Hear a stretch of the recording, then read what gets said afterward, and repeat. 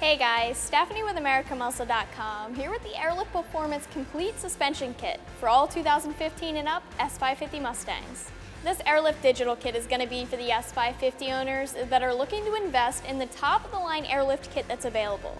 This kit is a direct bolt-on kit made specifically for the S550, and it's digitally controlled as opposed to manually controlled, so this is going to be the fully loaded kit when it comes to airlift suspension. There's a lot to talk about with this kit, but if we jump right into the heart of it, we're going to be talking about drop. This kit has an estimated drop of a maximum of 5 inches in the front and 5.1 inches in the rear, and a max lift of 1 inch above the factory ride height. How the car is going to sit and look will change depending on your wheel and tire setup, but that's a given. Obviously, you can't drive the car around completely aired out, so you're going to end up having a few different settings that you may want to program in. I'm sure you'll have your park setting or your aired out setting, a driving setting or two, and maybe even a higher setting for pulling into a driveway or going over speed bumps or things of that nature. That being said, this is the main difference between this particular kit and the manual kit.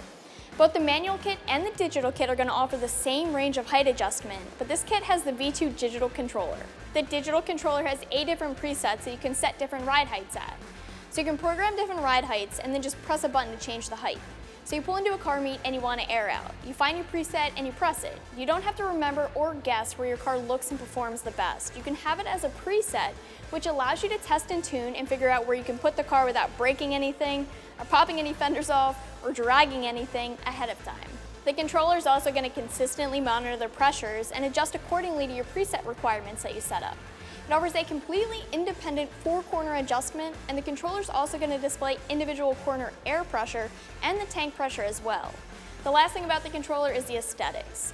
The controller has a multicolor screen. It has 512 different color combinations, and you can display your pressure in PSI or in bar. It has a rubberized coating as well to keep it protected and looking nice. The way that this all works is through front air struts, rear air springs, and tuned rear shocks. But don't get hung up on the rear air spring description. There's no spring here, just a rear shock and an airbag in place of the spring.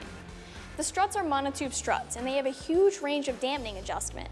They are 30-way adjustable, and they're tuned to match the progressive air springs or the bags.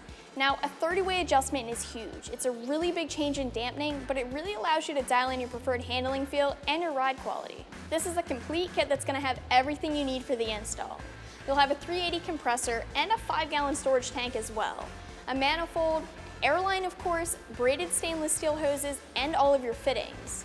I really like that this kit is a direct bolt-on kit. You don't have to cut or make any modifications to install this, and all of the components are designed to work for the S550. Another cool thing is a 1-year warranty, which gives even more peace of mind. When it comes to price, this kit isn't going to be cheap. You can expect to spend a few $1,000s, between $3,500 and $4,000 to be more specific, but this is the digital kit. The manual kit's a little bit more budget friendly, coming in at the $3,000 to $3,500 price range instead, so you can save a few $100 that way. And it's hard to compare this type of suspension to anything else. Bagging a car is on another level, way above springs and coilovers. So is it more expensive? Yes, but it also offers another level of performance, handling, and looks. Air suspension isn't a new concept, but there's still a lot of people that aren't aware of its abilities to perform on a track. Sure, it looks cool as hell, but airlift systems are also track tested as well, and at times have outperformed coilovers. This suspension kit will give transitioning stability, steering precision, roll control, balance, and a steady state cornering ability. And I really just want to get this thing installed so I can take the car out and give you guys real-time feedback. So as far as the install, it's a little bit of a project, but it's nothing overly difficult. Like I said before, there's no cutting. This is a direct bolt-on kit. You can expect to spend about a day in the garage, and just because there's a lot of work to do here, I'm gonna call this a 3 out of 3 wrenches in the difficulty meter. Just for reference, there isn't just one way to install this kit. You do have a little bit of freedom with how you want to run your lines and where you want to put your compressor and tank, so I'm just going to walk you through the way that we did it. Your stock suspension will need to be removed, so you have the normal removal of your caliper, rotor, and shocks and struts. We did remove the fender liner to get access to the inside of the fender so we could fish the air lines through the firewall, but this is just the way that we did it. And we did start by looking at the front, but we prepped the front air strut first. We attached the air line to the bag, but once that's all done, this setup installs really the same way that any other setup would. A camber plate is attached to the top of the strut, and the air strut just goes right in. The knuckle is bolted back up, and the brakes go back on. After the front was completed, we moved to the rear of the car. We first assembled the rear air springs outside of the car. The bags have to be facing a certain direction, so just make sure that you have the correct orientation. The shocks are installed the normal way. We did drop the subframe to remove the factory shocks, so with that out, installing the new shocks is the same as a normal shock install. And just for reference, since the shocks and struts are adjustable, we adjusted everything to the halfway point. We decided to put everything on the middle setting, then go from there. Once the new items are installed, the subframe bolts back up and you're ready to move forward. We drilled holes for the lines in the spare tire well to run the lines for the rear airbags. Then we ran the wiring harness and started running the front air lines down the car routed through the interior. In order to do that, we removed the battery box and drilled a hole in the firewall to route the harness through. You will need to run a ground, power, and ignition wire and wire them up to the proper locations with the inline fuses given. There's some wiring in back too, and you need to run power and ground to the compressor, and that's it as far as wiring. Once the wiring was done, we mounted the tank, making sure that all fittings and plugs were correct, and we mounted the compressor. There is a system calibration that needs to be ran, and after that, you're pretty much ready to go. Also keep in mind that the same trial and error theory applies to the shocks and struts. Drive the car and see how you like the settings, and find if you need to adjust them.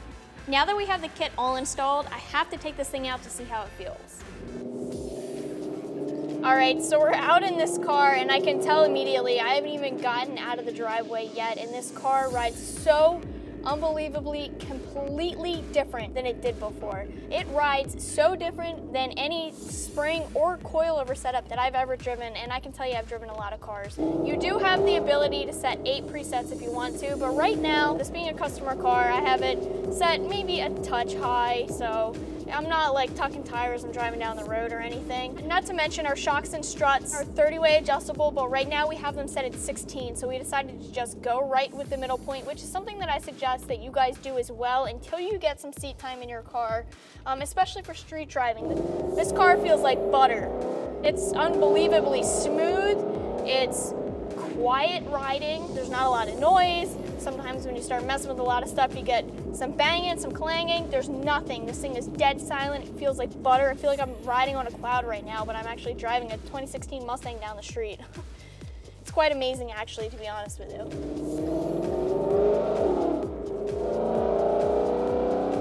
The car is so totally different. It's not even funny. So we're changing road surfaces right now, and there's a bump back there. I hardly felt that. I hardly felt that change and that bump in the road. There's all kinds of manholes out here, but this car is just so smooth.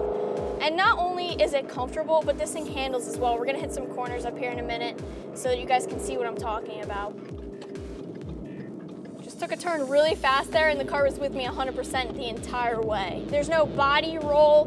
This kit completely eliminated all that, and it's crazy to think that this isn't even a performance pack car. There's no sway bars on it. Everything else is stock other than the adjustable shocks and struts and the airbags that are on it. And what a huge difference that this kit has made.